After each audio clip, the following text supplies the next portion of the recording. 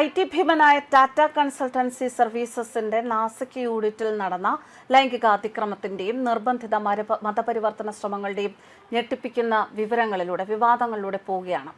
പീഡനത്തിന് ഇരയായ യുവതി പോലീസിന് നൽകിയ മൊഴിയിലെ വിശദാംശങ്ങൾ പുറത്തുവന്നപ്പോൾ എത്രമാത്രം ഭീകരമായ അവസ്ഥയാണ് TCSൽ നടന്നത് എന്നാണ് ഇപ്പോൾ മനസ്സിലാക്കാൻ സാധിക്കുന്നത്.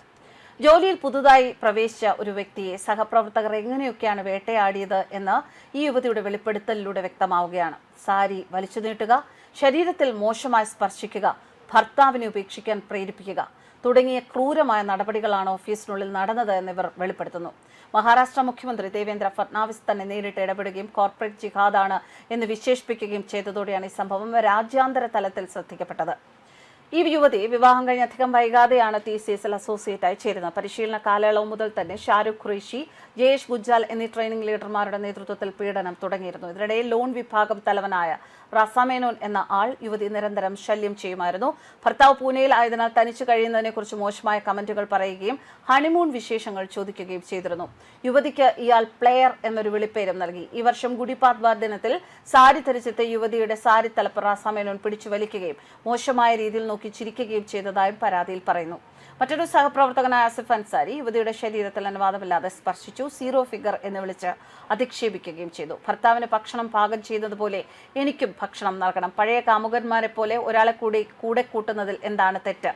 ഇങ്ങനെ അശ്ലീലമായ കാര്യങ്ങളാണ് ആസിഫ് പറഞ്ഞിരുന്നത് എന്ന് പരാതിയിൽ പറഞ്ഞു. ഇതിനു പുറമെ ഹിന്ദു ദൈവങ്ങളെ അധിക്ഷേപിക്കുകയും ഇസ്ലാം മതം സ്വീകരിക്കാൻ സമ്മർദ്ദം ചെലുത്തുകയും ചെയ്തതായും മൊഴിയിലുണ്ട്.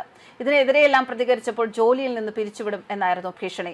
ഇൻസ്റ്റഗ്രാമിലും ലിങ്ക്ഡിനിലും നിരന്തരം പിന്തുടർന്ന് ശല്യം ചെയ്തതായും യുവതി പറയുന്നു. സംഭവത്തിൽ നാസിക് പോലീസ് രൂപീകരിച്ച പ്രത്യേക അന്വേഷണ സംഘം ഇതിനോടകം 8ഓളം പേരെ അറസ്റ്റ് ചെയ്തിട്ടുണ്ട്. അതിലൊരു വനിതാ ഓപ്പറേഷൻസ് മാനേജറും ഉൾപ്പെടുന്നു എന്നാണ് വിവരങ്ങൾ.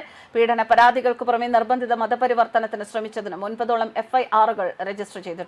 TCS പോലെ ഒരു പ്രമുഖ സ്ഥാപനത്തിൽ പലരും ജോലിക്ക് പോകാൻ കൊതിക്കുന്ന ഒരു സ്ഥാപനത്തിൽ ഇത്തരമൊരു ഗൂഢസംഘം പ്രവർത്തിച്ചത് വലിയ നടുക്കമാണ് IT ലോകത്ത് തന്നെ ഉണ്ടാക്കിയിരിക്കുന്നത്. കുറ്റാരോപിതരായ ജീവനക്കാരെ സസ്പെൻഡ് ചെയ്തിട്ടുണ്ടെങ്കിലും മുൻപ് നൽകിയ പരാതികളിൽ കമ്പനി വേണ്ടത്ര നടപടിയെടുത്തിട്ടില്ല എന്ന ആക്ഷേപവും ശക്തമാണ്. എന്നാൽ ഇങ്ങനെ ഒരു പരാതി മുൻപ് തങ്ങളുടെ എത്തിക്സ് കമ്മിറ്റിക്ക് ലഭിച്ചിട്ടില്ല എന്നാണ് കമ്പനിയുടെ വാദം. പ്രതികൾക്ക് കടുത്ത ശിക്ഷ ഉറപ്പാക്കണമെന്നാവശ്യപ്പെട്ട് വ്യാപകമായ പ്രതിഷേധമാണ് ഉയരുന്നത്. ഇതിനിടയിൽ ലവ് ജിഹാദ് അവിടെ സംഭവിച്ചിട്ടില്ല, നിർബന്ധിത മതപരിവർത്തനം നടത്തിയിട്ടില്ല, പീഡിപ്പിച്ചതെല്ലാം സ്വസമുദായത്തിൽപ്പെട്ട പെൺകുട്ടികളെയാണ് എന്ന മട്ടിലുള്ള ഒരു വാർത്തയും പുറത്തു വന്നിരുന്നു. എന്നാലും ഈ യുവതി പറയുന്നത് അനുസരിച്ച് അത് ശരിയല്ല. അന്യമതസ്ഥരായ പെൺകുട്ടികളെയും ടാർഗറ്റ് ചെയ്തിരുന്നു. ഇനി സ്വസമുദായത്തിലുള്ള സ്ത്രീകളെ പീഡിപ്പിച്ചുവെങ്കിൽ അതവിടെ നിൽക്കട്ടെ, അതോടൊപ്പം തന്നെ അന്യസമുദായത്തിൽപ്പെട്ട സ്ത്രീകളെയും ടാർഗറ്റ് ചെയ്തിരുന്നു എന്ന് തന്നെയാണ് ഈ ഒരു മൊഴിയിലൂടെ വ്യക്തമാകുന്നത്. സ്ത്രീകൾ അതിപ്പോൾ ഏത് സമുദായത്തിൽപ്പെട്ടവരായാലും അവരെ ജോലിസ്ഥലത്ത് ഈ രീതിയിൽ അവഹേളിക്കുക അല്ലെങ്കിൽ ആക്ഷേപിക്കുക, ലൈംഗിക ചൂഷണത്തിന് ഇരയാക്കുക എന്ന് പറയുന്നത് ഒരു സ്ഥാപനത്തിനും ചേർന്ന നടപടിയല്ല. അതിനെതിരെ എന്തൊക്കെയായാലും നടപടികൾ എടുക്കുക എന്നത് തന്നെയാണ് ഇപ്പോൾ സർക്കാരിന് മുന്നിലുള്ളത്. എന്തായാലും വരും ദിവസങ്ങളിൽ ഈ വിഷയത്തിൽ കൃത്യമായ നടപടി ഉണ്ടായേക്കും എന്ന് തന്നെയാണ് പ്രതീക്ഷ. ന്യൂസ് ഡെസ്ക് കർമ്മ.